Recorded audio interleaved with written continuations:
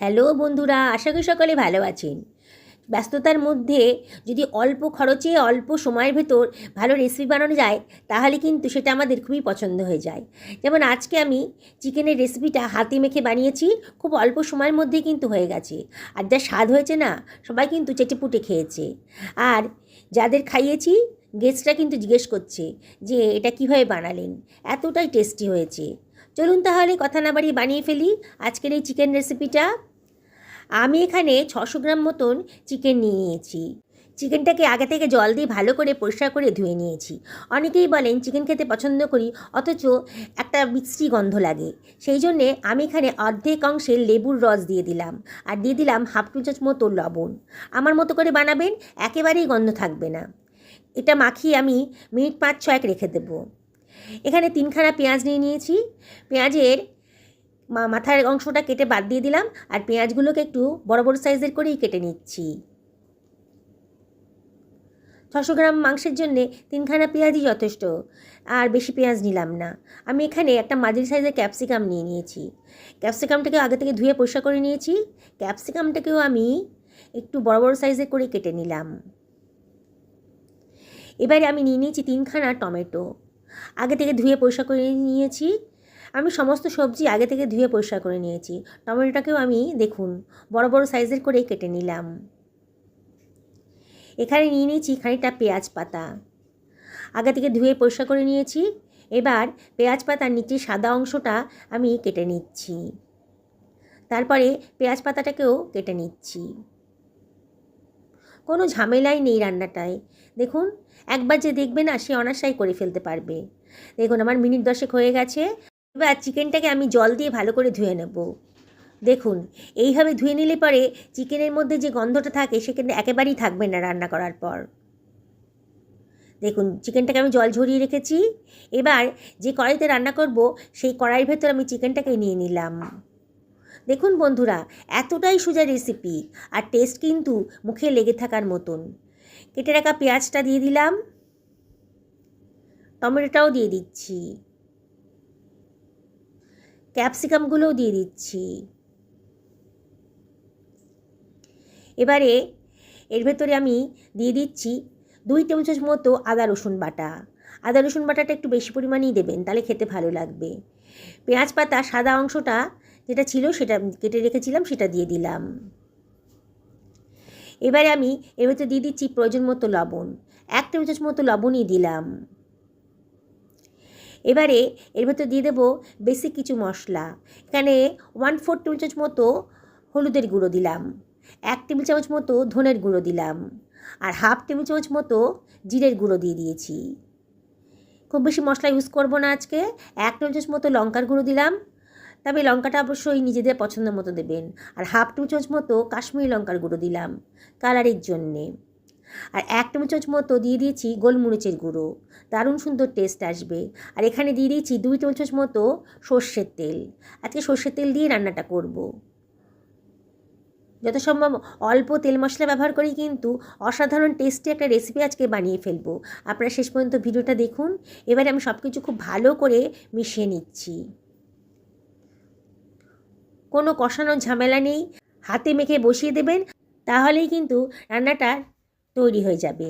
দেখুন আমি খুব ভালো করে মাখিয়ে নিচ্ছি। বন্ধুরা, রেসিপিটা যদি ভালো লাগে তাহলে লাইক শেয়ার কমেন্ট করতে কিন্তু ভুলবেন না।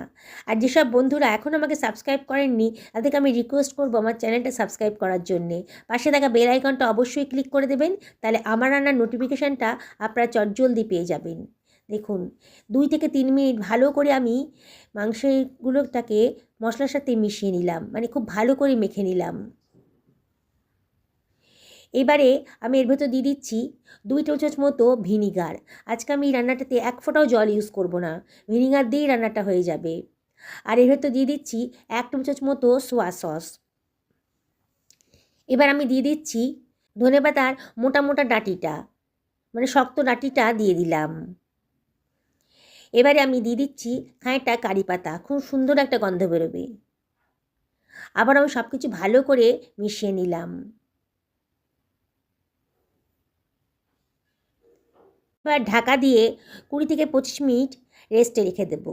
হাতে সময় থাকলে রাখবেন, না হলেও কোনো অসুবিধা নেই, 5 মিনিট রাখলেই হবে। মিনিট 20 বাদে আমি এটাকে কড়াইটাকে আমি গ্যাস ওভেনে বসিয়ে দিয়েছি আর গ্যাসটাকেও ধরিয়ে দিয়েছি। এবার ওপর থেকে দিয়ে দিচ্ছি খানিকটা পেঁয়াজ পাতা, দিয়ে এর ভেতরে দিয়ে দিলাম কতগুলো কাঁচা লঙ্কা।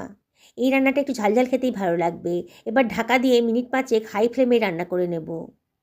5 মিনিট বাদে ঢাকাটা খুলে একটু নাড়াচাড়া করে দেব, যাতে পোড়া না লেগে যায়। পেঁয়াজের গা থেকে, পেঁয়াজ পাতার গা থেকে, টমেটো থেকে কিন্তু অনেকটাই জল বেরোবে, তাতেই কিন্তু মাংসটা পুরো সেদ্ধ হয়ে যাবে। দেখুন আস্তে আস্তে কিন্তু জল বেরোতে শুরু করে দিয়েছে। প্রথমে হাই ফ্লেমে 5 মিনিট রান্না করব, দিয়ে একটু নাড়াচাড়া করে নিচ্ছি। বন্ধুরা, অসম্ভব টেস্টি রান্না।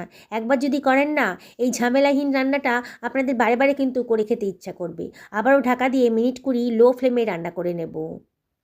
দেখুন 20 মিনিট বাদে কালারটা দেখুন, দেখেই মনে হচ্ছে মাংসটা কিন্তু সেদ্ধ হয়ে গেছে। তাও একবার চেক করে দেখে নিতে হবে। যদি না হয় তাহলে আরও মিনিট 5 ঢাকা দিয়ে রান্না করে নেবেন। দেখুন কত সুন্দর দেখতে লাগছে। আজকে কিন্তু একেবারেই জল ইউজ করা হয়নি রান্নাটাতে।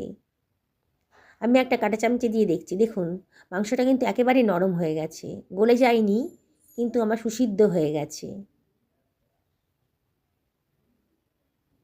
এবারে আমি এর ভেতরে দিয়ে দিচ্ছি সামান্য একটুখানি চিনি, 1/2 টেবিল-চামচ মতন হবে, অপশনাল, তবে পছন্দ না হলে দেবেন না। এবার খানিকটা পেঁয়াজ পাতাও দিয়ে দিলাম, আর দিয়ে দিচ্ছি বেশ খানিকটা ধনেপাতা কুচি। দারুণ সুন্দর টেস্ট আসবে। 1/2 টেবিল-চামচ মতো কিচেন কিং মশলা দিয়ে দিলাম, আর দিয়ে দিচ্ছি 1 টেবিল-চামচ মতো গাওয়া ঘি। কিচেন কিং মশলা যদি না থাকে তাহলে গরম মশলাও দিতে পারেন। গাওয়া ঘিটা দিলে পরে দারুণ সুন্দর একটা টেস্ট আসবে। আবারও সব কিছু ভালো করে মিশিয়ে নিচ্ছি। দেখুন বন্ধুরা, কত নতুন ধরনের একটা চিকেন রেসিপি তৈরি হয়ে গেল। আপনারা তো চিকেনের নানা রেসিপি খেয়েছেন, সেগুলো হয়তো আপনাদের ভালোও লেগেছে, কিন্তু আজকে রিকোয়েস্ট করব আমার মতো করে বানিয়ে খান। অসম্ভব টেস্টি, আর কোনো ঝামেলাই নেই। আবারও একটুখানি গোলমরিচ দিয়ে দিলাম, যদি গোলমরিচের ফ্লেভারটা ভালো লাগে তাহলে দেবেন। সব কিছু আবারও ভালো করে মিশিয়ে নিয়েছি। এবারও মিনিট খানেক ঢাকা দিয়ে রান্না করে নেব। 1 মিনিট বাদে গ্যাসের ফ্লেমটা অফ করে দিয়েছি।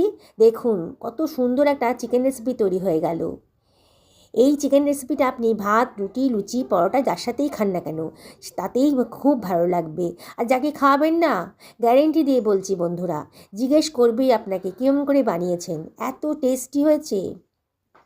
ওপর থেকে একটু ধনেপাতাও ছিটিয়ে দিয়েছি। দেখুন কত সুন্দর দেখতে লাগছে। যেসব বন্ধুরা ফেসবুক থেকে রেসিপিটা দেখছেন তাদেরকে আমি রিকোয়েস্ট করব পেজটা ফলো করার জন্যে। দেখুন কতটা সুসিদ্ধ হয়েছে। আমি আপনাদের রিকোয়েস্ট করছি একবার অবশ্যই বাড়িতে বানিয়ে খান।